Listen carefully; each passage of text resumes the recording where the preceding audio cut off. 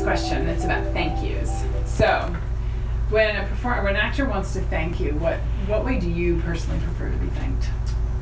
Just a really nice verbal thank you in the room if it's happening right then and there, and maybe a quick email that isn't asking for anything else. It's just thanking for the experience that just happened. If they learned something in the room, maybe add that, but the thank you should not be the opportunity to talk about other projects. Yeah, I was going to say the subtext of a thank you to me is key. If it is truly gratitude or some epiphany happened or there was a aha moment, that's a great thank you. But if it's thank you, did I get the part? Thank you, will you consider me for something else? Thank you, will you watch my demo reel? Like with an ulterior motive, even if it's just the subtext of the thank you, that's it. I don't want emails directly to my email. I do want emails to the company email, which is info@arvold.com. And I love cards. Cards, old school. Yeah, handwritten cards are awesome.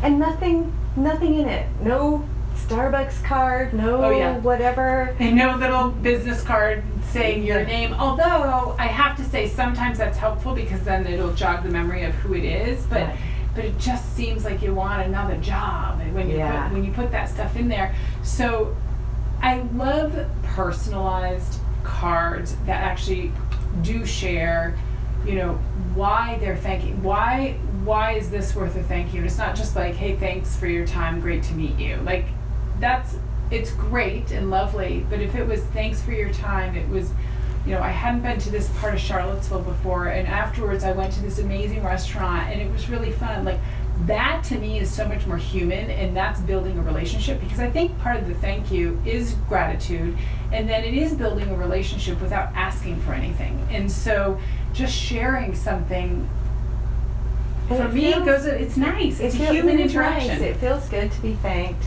I actually, on the wall in my office, have a huge collage of all the thank you cards that people have written in. Of course, on another wall is purgatory, a wall of 10,000 headshots, and you think these are the personal interactions of these people that got to come into the office. And I always share with my interns, read the thank you notes, because thank you notes are very important, and write thank you notes. And for example, if your aunt, who always sends you $5 for your birthday, when you write her a thank you note, you're not saying, "And when's my next $5 coming?" Oh wait, I do that. No, just kidding. I'm kidding. But I try to write thank you notes too, and I try not to ask for anything in the thank you note. The thank you was from that experience. Yeah. And leave it at that experience. Yeah. It's so funny. I sent a thank you to somebody. A doctor actually that I saw, and it was so amazing because the next time I saw them, I was worried they didn't get the thank you card, which I did exactly what I tell people not to do. And I got he was like, I don't receive thank yous. Like you're the second thank you I've received in like 10 years. It was a handwritten note, and I mailed it. And I was like, oh my gosh, this is an epidemic across the world. This isn't just casting directors not receiving thank yous. This is a big deal. Thank yous go a long. Handwritten thank yous go a long way. Yeah. Emails are okay too. Certainly, they're okay. Just make sure you're using the correct email address that the casting director or office wants you to use. And or also have an agent. Thank the assistants and the associates in the office too.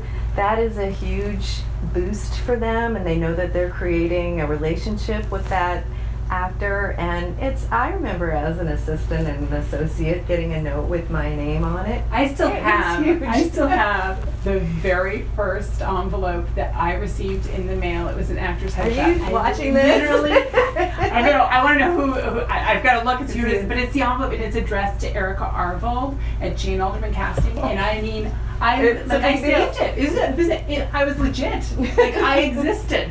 That's so huge. sweet. I was that you have 19 that years memory. old. That's great.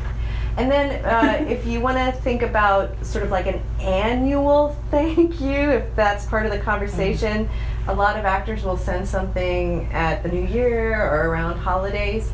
I have different levels of about that. Sometimes it's very sweet. And if we have worked together a lot and they've really, come in a lot and we've had a great relationship, that's very sweet. And sometimes I send things out to people too at the new year. But don't feel beholden. Yeah, I don't think you should ever feel obligated to send anything other than a verbal thank you or a written thank you card.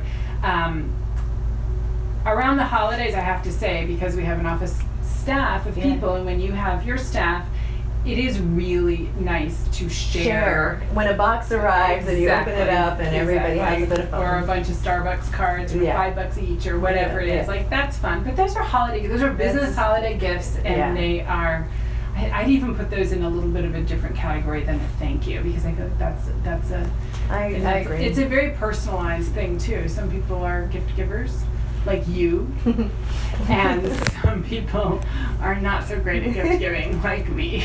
You give excellent gifts. It just doesn't happen very often. Yes. You're right. When I do give, it's huge. Fabulous. Right. Okay, cool. All right. Thank you, Anne. Thank you, Erica. Hey, thank you so much for watching. Please remember to like, please remember to comment any questions that you may have, and subscribe.